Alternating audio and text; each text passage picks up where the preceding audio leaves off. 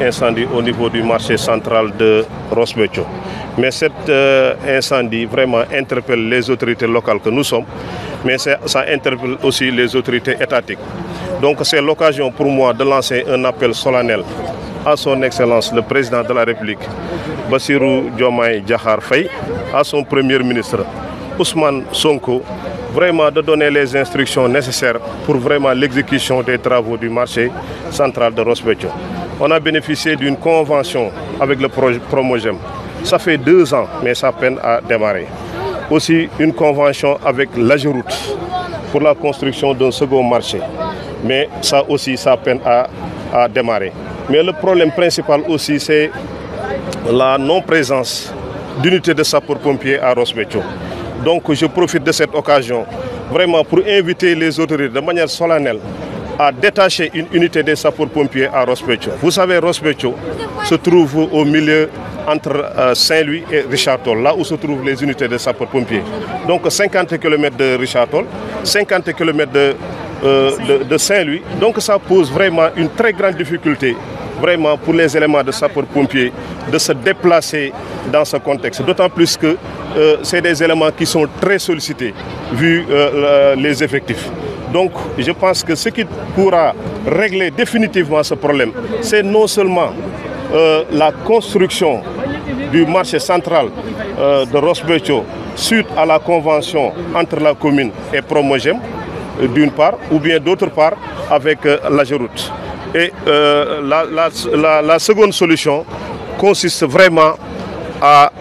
installer une unité des sapeurs-pompiers. En tout cas, la commune a pris toutes les dispositions nécessaires. Déjà, parce qu'on en parlait déjà la semaine passée. Donc on a pris toutes les dispositions nécessaires pour qu'à l'occasion de la réunion du conseil municipal prévue le mardi, vraiment de délibérer sur 2 hectares, vraiment au profit des sapeurs-pompiers et peut-être la gendarmerie. Il faut rappeler qu'auparavant, j'avais même saisi les autorités sur cette question. Je pense qu'il y a de cela 2 ans, d'une correspondance adressée à l'autorité régionale qui est le gouverneur, pour solliciter vraiment la mise à disposition de 10 hectares à hauteur de Raynabé pour abriter des infrastructures administratives. On l'appelait à l'époque donc le bloc administratif. Ça devait regrouper sapeurs-pompiers, services d'hygiène, sous-préfecture, gendarmerie et éventuellement même la police. Donc je pense que c'est l'occasion pour les autorités, dans le cadre du Djoubal Djoubanti, vraiment de donner suite à ces multiples correspondances qui ont été adressées par le maire de Ross Béthio que je suis et qui n'ont pas connu de suite. Comme nous l'avons constaté, yàlla dafa dogaloon naqar amoon fii ci dëkk bi ñu ñëwoon fi doon jaale si waaye benn instant ñu gis benn fumée bu mag di jog ci jaww ji bi ñu laajtee ñu ni marché central bu Ross Béthio moom moo nekk di tàkk mu nekk lu nga xamante ni vraiment indi na fi jafe-jafe lool. Def na fi dégâts yu bare ndax gis nañ fi cantine yi nga xamante ni dafa jàkk ndax tàkk ba jeex tàkk mais aussi gis nañ fi ay mbaar yi nga xamante ni ñoo nekkoon ci bordure de route bi vraiment ñoom tamit ñu tàkk ba jeex tàkk xëy na loolu kon dina jural ay jafe-jafe ñi nga xamante ne ñoom moom matériel bi nga xamante moo nekkoon ci biir waaye li may wax rek ci wàllu marché bi xam naa ni ñaari mbir la benn bi mu ngi jëm ci wàllu sapeur pompier ndax xam nga dëkk bu mel ni Ross Béthio ak ni mu toll ci en terme de démographie ak lépp lu fi nekk ci wàllu économie mënul am brigade sapeur pompier yaakaar naa loolu jafe-jafe la boo seetloo Ross Béthio mu ngi à 50 km de Richard Toll nekk aussi à 50 km de Saint-Louis moo tax ba bi ñu woowee sapeur pompier yi laataa ñuy yegg si dégâts yi vraiment bare na loolu xëy na bu dul woon xale yi sax yaakaar naa ne dégâts yi dina gën a métti lii waaye macha allah population bi ñoom ñoo mujj jóg wut les moyens de bord ak citerne bu fi disponible woon moom moo ñu dimbali ba tàkk-tàkk bi sax duggul carrément en profondeur ci marché bi mais daanaka lépp lu lalu woon ci côté tali bi mën naa ni tàkk-tàkk yóbbu na ko. kon yàgg nañ di demander ñu def fii brigade sapeur pompier fii ci Ross Béthio man en tant que maire wax naa ko un peu partout mais aussi adressé naa ci ay courrier yi mën nañ ci cité bu nga xamante ni ñoo ngi ko jàllale woon ci loxo gouverneur de la région de Saint-Louis pour demander à ce que ñu octroyer ñu 10 hectares fii ci Raynabé ba ñu mën fa abriter vraiment des infrastructures yu mel ne gendarmerie sous-préfecture waaye surtout sapeur-pompier ndax tàkk-tàkk bi am fii tey c'est pas la première fois mu am ci marché bu Ross Béthio donc je peux dire que c'est la énième fois mais vraiment jur na jafe-jafe yi nga xamante ni dañuy sàkku dañ koy ñaan solennellement à son excellence le président de la République Bassirou Diomaye Diakhar Faye à son premier ministre Ousmane Sonko vraiment ñu détaché ñu benn unité wu sapeur-pompier fii ci Ross Béthio vraiment la commune est prête vraiment à faire même une délibération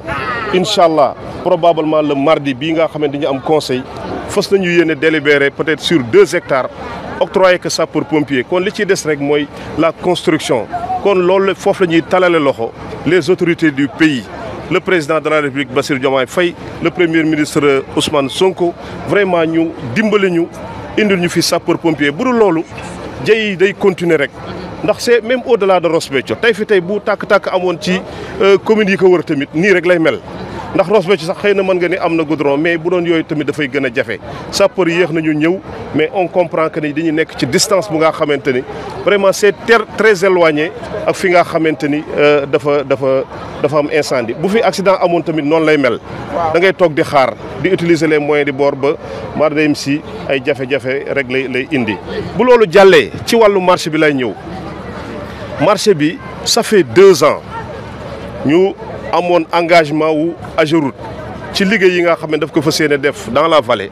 que ni daf fi war defar benn marché de dernière génération on en a communiqué un peu partout délibéré wax nañ ci conseil municipal indiqué nañ leen def nañ fi visite mais boobu ba léegi marché bi mënul démarrer boo jàllee ci loolu am na programme bu ñuy wax Promogem def na convention ak commune bu Ross Béthio moom tamit ça fait 2 ans benn brique mënaguñ ko ci def kon mu mel ni ki Ross Béthio tey fi tey octroyé nañ que 2 marchés yi nga xamante ni benn brique mënaguñ ko gis boobu ba léegi. lan moo bloqué marché yooyu. loolu bon xëy na loolu damay renvoyer question bi ci autorités yi moo tax may profité wu ci seen caméra yi ak seen micro yi vraiment di lancer appel au président de la République et au premier ministre qu'il y a un existant c'est-à-dire que c'est des choses documentées. Il y a une convention entre la mairie de Ross Béthio ak Promogem bu nga xam ne ça peine à être exécuté. AGEROUTE aussi ñëw na fi jël ay engagement pour construire bare na lu mu fi war def mais rawatina marché ndax dafa nekk suñu urgence boo xoolee marché bi tey fi tey répondrul ci